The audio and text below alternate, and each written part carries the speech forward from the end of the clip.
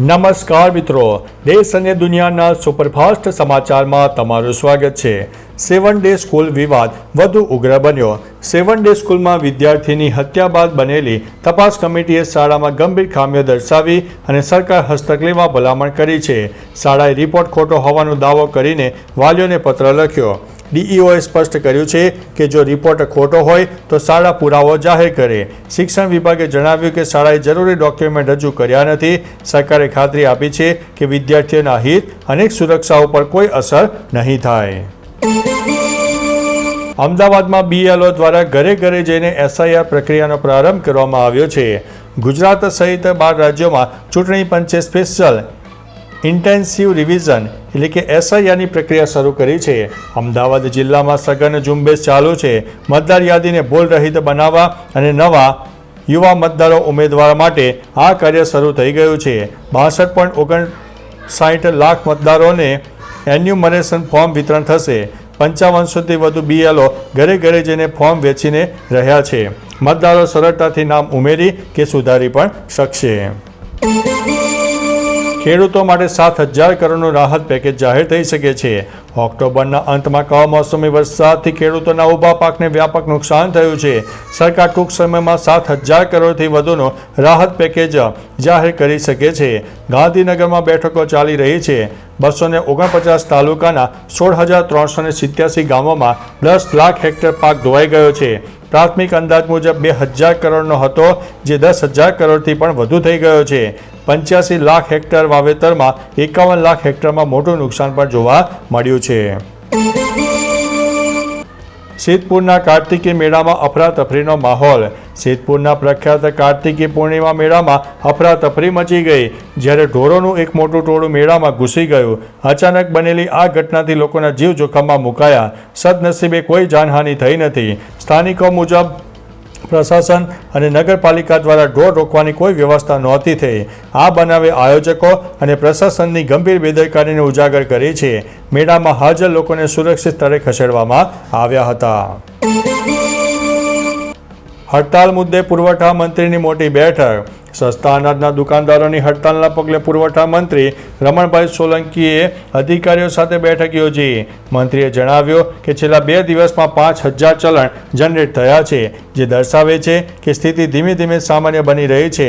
વેપારી સંગઠનના મયુર મહેતાએ જણાવ્યું કે રાજ્ય સરકારે દુકાનદારોની 11 માંગણીઓ સ્વીકારી છે અને કમિશન મુદ્દે વિભાગ પોઝિટિવ અભિગમ ધરાવે છે।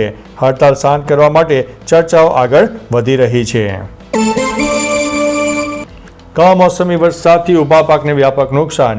ઝઘડિયા તાલુકામાં કમોસમી વરસાદથી ખેડૂતોના ઊભા પાકને વ્યાપક નુકસાન થયું છે। ખેડૂતો અને તાલુકા કોંગ્રેસ સમિતિએ નાયબ કલેક્ટરને આવેદનપત્ર સુપરત કરીને યોગ્ય વળતરની માંગ કરી છે।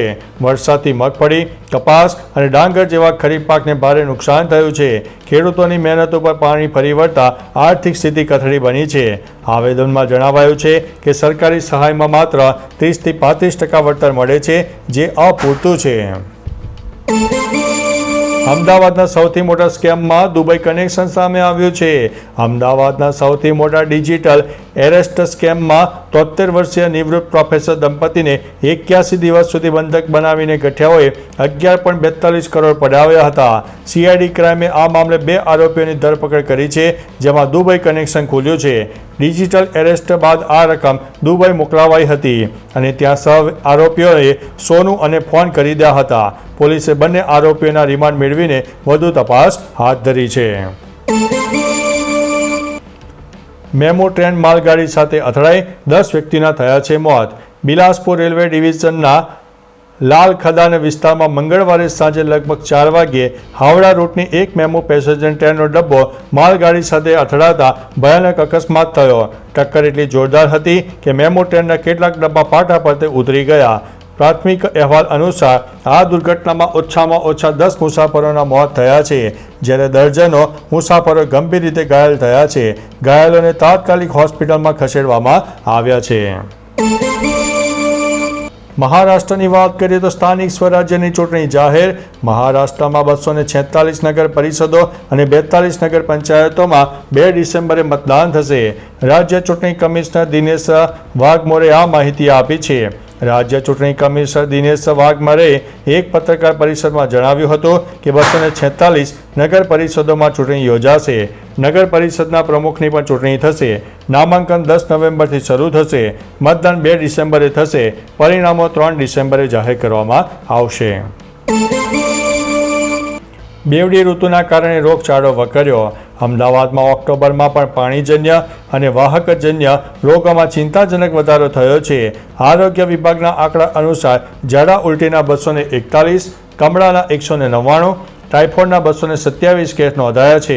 કુલ 667 કેસ પાણીની વ્યવસ્થામાં ખામી દર્શાવે છે. બેવડી ઋતુમાં દિવસે ગરમી, રાત્રે ઠંડકના કારણે વાયરલ અને બેક્ટેરિયલ ચેપ ઝડપથી ફેલાઈ રહ્યો છે. મચ્છરજન્ય અને વાયરલ કેસોમાં ઉછાળો પણ નોંધાયો છે.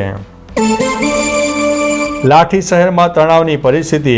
લાઠી શહેરમાં ટ્રાફિક સમસ્યા હળવી કરવી વહીવટીતંત્ર માટે ગેરકાયદેસર દબાણો અને ઓટલા હટાવવાની ડિમોલેશનની કામગીરી શરૂ કરાઈ હતી. મુખ્ય માર્ગોને ખુલ્લા કરવાના આશયથી આ ઝુંબેશ હાથ ધરાઈ હતી. જોકે વેપારીઓ આ કાર્યવાહીનો ઉગ્ર વિરોધ કર્યો. મોટી સંખ્યામાં એકઠા થઈને રસ્તા પર ઉતરીને સૂત્રોચ્ચાર અને રસ્તા રોકીને વિરોધ નોંધાવ્યો હતો. વેપારીઓનું કહેવું છે કે ડિમોલેશનથી તેમના વેપાર અને ધંધા અને આજીવિકાને નુકસાન થશે. પાલનપુરમાં ડીજીપી કપ કબડ્ડી ક્લસ્ટર સ્પર્ધા શરૂ. પાલનપુર પોલીસ પરેડ ગ્રાઉન્ડમાં ગુજરાત પોલીસે ડીજીપી કપ કબડ્ડી ક્લસ્ટર સ્પર્ધા 2025નો પ્રારંભ કરાવ્યો છે. જિલ્લા પોલીસ વડા પ્રશાંત સુબેના હસ્તે ઉદ્ઘાટન કરાયું. કબડ્ડી અને ખોખો સહિતની રમતોથી 4 થી 6 નવેમ્બર સુધી ચાલશે. ગુજરાતભરમાંથી 12 ટીમો ભાગ લઈ રહી છે. ડીવાયએસપી BM પરમાર, જે Gamit, jail superintendent VV Gohil સહિતના પોલીસ સ્ટાફ અને સ્થાનિકો ઉપસ્થિત રહ્યા હતા.